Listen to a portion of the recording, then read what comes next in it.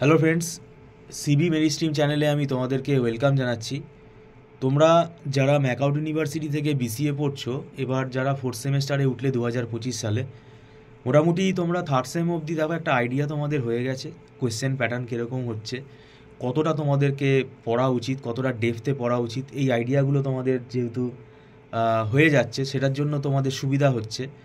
তোমাদের এই ফোর্থ সেমেস্টারে কিন্তু তোমাদের তিনটে পেপার আছে, ডিবিএমএস, অপারেটিং সিস্টেম আর সফটওয়্যার ইঞ্জিনিয়ারিং।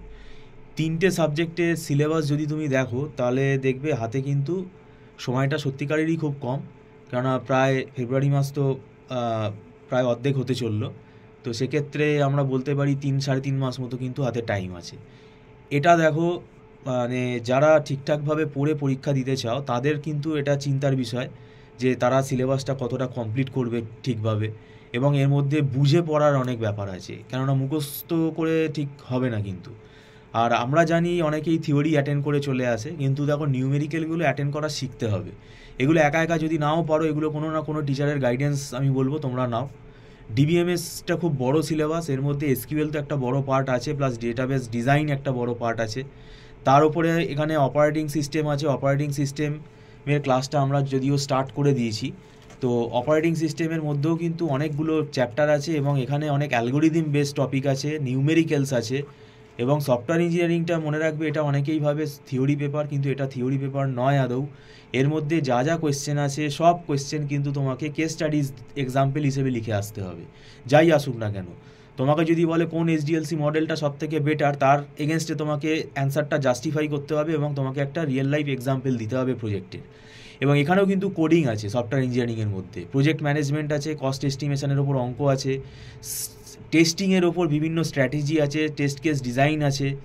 এবং এখানে অনেক গ্রাফিক্যাল মেথডের সাহায্যে আমরা টেস্ট কেস ডিজাইন করার সময় white box testing, black box টেস্টিংয়ে আমরা করি, যেমন সাইক্লোমেটিক কমপ্লেক্সিটি আছে, এটা একটা পুরো ম্যাথামেটিক্যাল কনসেপ্ট।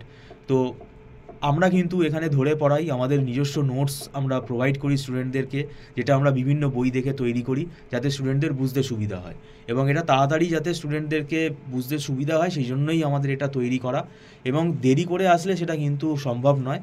তো তোমরা যদি মনে করো তোমাদের টিউশন গাইডেন্স হলে ভালো হয়, তাহলে তোমরা ফোন নাম্বার দেখে তোমরা কল করতে পারো। আর এখানে মান্থলি ফিস সিস্টেমে ক্লাস হয়, এবং এটা অ্যাডভান্স পেমেন্ট করে ক্লাস করতে হয় প্রত্যেক মাসে, এবং এটা নট রিফান্ডেবল। আর যেহেতু ছোটো ছোটো ব্যাচে আমাদের ক্লাস হয়, তাহলে এখানে স্টুডেন্টদের সাথে আমাদের ফ্যাকাল্টিদের কিন্তু একদম ডাইরেক্ট কমিউনিকেশান হয়, একদম স্পট ডাউট ক্লিয়ার আমরা করে দিই, এবং স্টুডেন্টরা পরবর্তীকালে আমাদের সাথে হোয়াটসঅ্যাপেও যোগাযোগ করতে পারে, কোনো ডাউট হলে সেগুলো আমাদের সাথে কথা বলতে পারে, আমরা আবার ক্লাসে সেগুলো আলোচনা করে দিই। তো এটা আমি বলবো, যদি টিচার গাইডেন্স তোমাদের নাও তোমরা, তাহলে সেটা আমাদের কাছে আসতে হবে, এটা আমি বলছি না। তাহলে তোমার পড়াটা কী হবে, আর একটু বুস্ট আপ হবে, এবং একটু তাড়াতাড়ি তুমি সিলেবাসটা কোপ আপ করতে পারবে, যেহেতু এখন সময়টা অনেক কম। তো যাই হোক, ভিডিওটা সম্পূর্ণ দেখার জন্য আমি তোমাদেরকে ধন্যবাদ জানাচ্ছি। Thank you so much.